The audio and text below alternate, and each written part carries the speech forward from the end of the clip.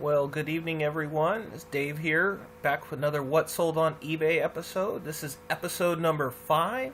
It's going to be July 1st through 15th of 2018. So it's a really slow period. I think we only had 12 sales this go around. So, and pretty low average sales price on these too. It was almost one of those, let's clear out some inventory. But we did have some gems in here, and I'll go over them. For those of you who don't know me, hi, hello, my name is Dave. I am a part-time reseller, more of a hobbyist on eBay. I like to go to thrift stores, garage sales, estate sales, every now and then see what I can find, and then I put them on eBay and see what I can get for it. So let's jump right into it. Switch it here.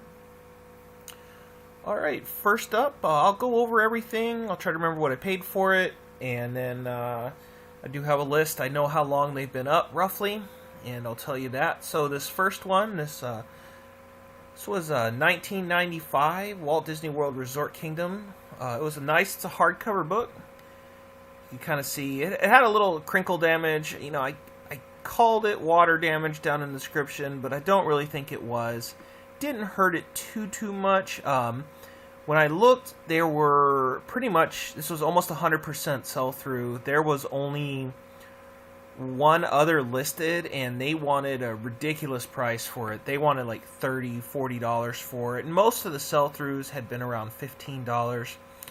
I ended up selling mine for, I took a best offer of $10.50 on it, and that's because it had been up there for 61 days it took to sell, but I was pretty pleased for it. I was only into it $1, so I can't really complain there. Next up was a Ralph Lauren polo shirt. It was a button-up. It was black. It had the purple. So you can see it here. It had the purple pony on it. Really nice shirt. I ended up selling it. Took a best offer of $7 for it, and I shipped it to the guy right away.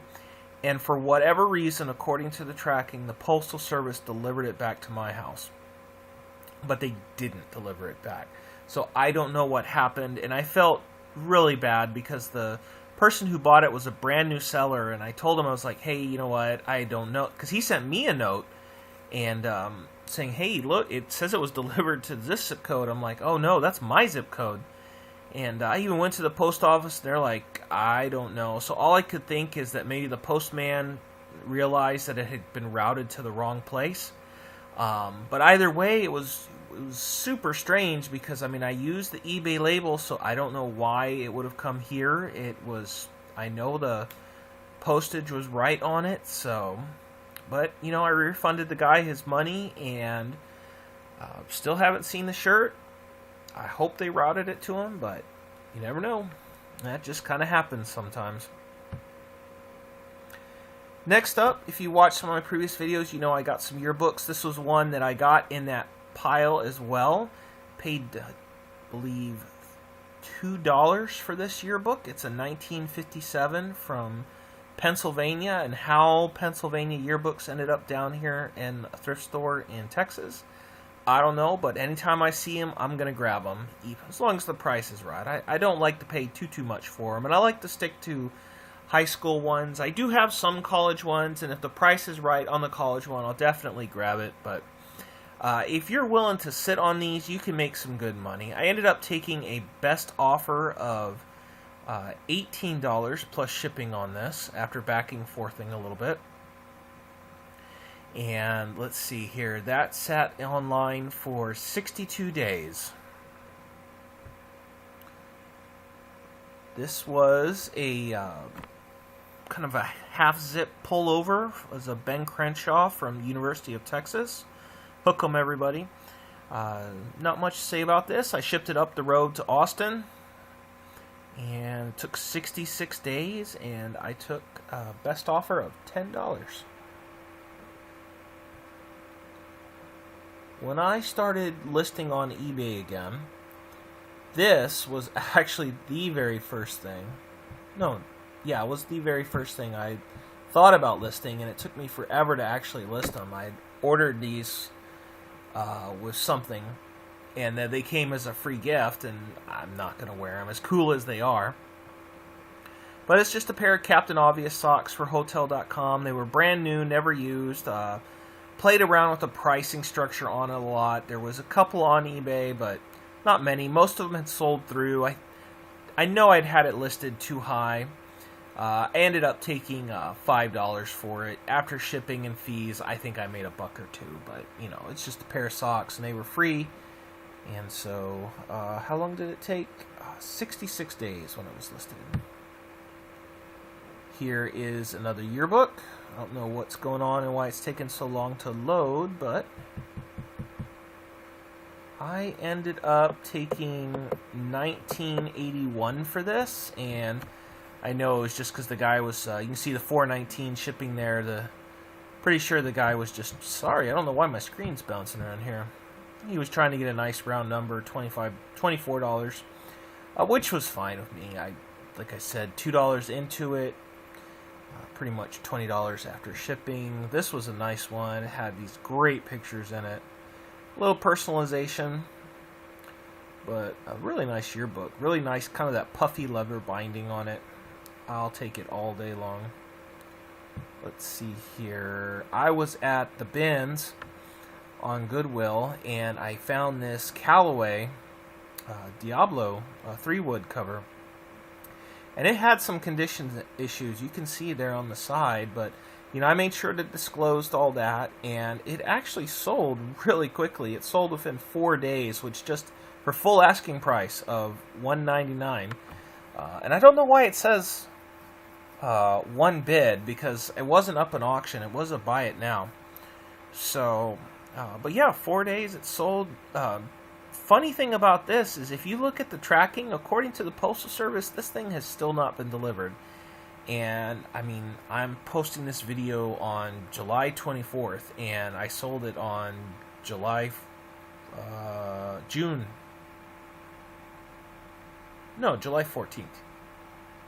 July 5th, sorry. I'm getting all mixed up on my dates. Yeah, July 5th. So, I don't know. 20 days, just kind of lost somewhere out there, but I assume he got it, because I'm sure he would have contacted me by now if he hadn't, so. Next up is another thing I've had in my inventory for a while. This was 68 days, and this was this really cool National Corvette Museum polo. Had a little art there, but this, you can see there, it was the delivery program. So I'm not really sure what that is. I didn't really bother to take the time to learn, but I got how much did I get this? Very strange offer. It was $10.07, and I had done flat rate shipping on it, so you know, it's flat to everybody, $3.75, which I know it's kind of an older, because for shirts I like to do just a $5 flat shipping. It covers everything, covers packing material, you know, a little time to drive over there. But hey, it's sold. The guy's already left me he left feedback fast, so shipped it down to Florida, I believe, and the guy is happy, so I'm happy. Coming into the home stretch, this was a pair of Nike Alpha Field General Elite football cleats, size 14, so these were some big shoes. I took a offer of $20 on it, and this shipping here is what it would cost to ship to me, but the guy paid $13.50 shipping, so I think it was into these shoes like $7 or $8, maybe $10 on the high end. I can't fully remember, but it was a good deal on the shoes for me, and you know, I find football shoes, at least especially here in South Texas, sell pretty good. You can see I did a horrible job with the picture. Look at that. You can see the edge of where I was trying to do it. I've gotten much, much better. My picture trying to do it on a pillowcase there, but getting better every day. Alright, second to last one here. These were some Scrabble tiles that will eventually pop up. And, come on. There they are. I believe I counted them all. It was 240. Whenever I go to the bins, I had been picking these up just people rip apart Scrabble boards. But I was watching a video online the other day. I was watching the Reseller 6-pack, I think it was. And they were saying that, most of these Scrabble board things only cost $1 at a yard sale or estate sales. And, that's like 100 tiles right there. Well, that got me thinking, like, well, that would be a lot easier than trying to pick these tiles up all the time in the bins. I mean, I'll still do that, but that's not a bad idea to do it that way. So, last couple times I've gone to the store, I've tried to keep an eye out for it. And before that, I'd always seen them at the thrift stores, but now, of course, that I'm looking for them, can I find them? Heavens no.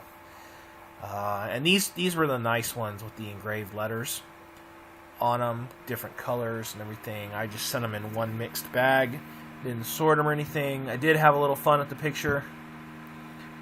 Put a little buy me on there.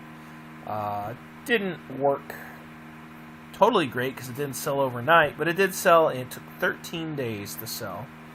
It shipped out in a padded poly mailer. And my last one is, I don't know if I would fully call it my home run, but definitely up there. I was at Goodwill Bins and I found a TI 83 Plus. I have no idea because I had gone to the bins. This was like at 7 o'clock at night, hours after they stopped pulling new things out, and people had just walked by it and walked by it, and it was in good shape. It wasn't great shape. It had some scuffs on it. The battery compartment was clean. I put batteries in it when I got home. It fired right up. I was into this thing for $1, and I got it $25 plus shipping on it. I had to play around with the pricing a little bit, but it did take 16 days to sell, which was really disappointing to me because I watch a bunch of videos online and I see how everyone's just their sell immediately. And but other than that, it did have a blemish on it. You can see it kind of had the previous kid's name in there, but it was pretty good. Oh, excuse me. Sorry guys, it's late when I'm making this video. It's been a long day and I had a 4-hour drive today for work back to the office, so a little tired, but I guess it's a good thing because this is my last item from this period. So I want to say thanks to everybody for watching. Hope you enjoyed the video. I certainly enjoy making them, sharing what I've sold. I hope you can learn something from it. I know I learn a lot by watching videos like this. It certainly helps me with research and pricing and what to look for. About another week or so, hopefully we'll have another What Sold on eBay, which would be episode number 6. In the meantime, if you want to get notified for that, like, subscribe, hit that little bell icon. I welcome any and all comments. Do you think I overpaid for something? Do you think I sold something too low? Think I sold something great price? Just put it down there. Let me know. Look forward to it. Other than that, thanks everybody for watching, and we'll see you next time.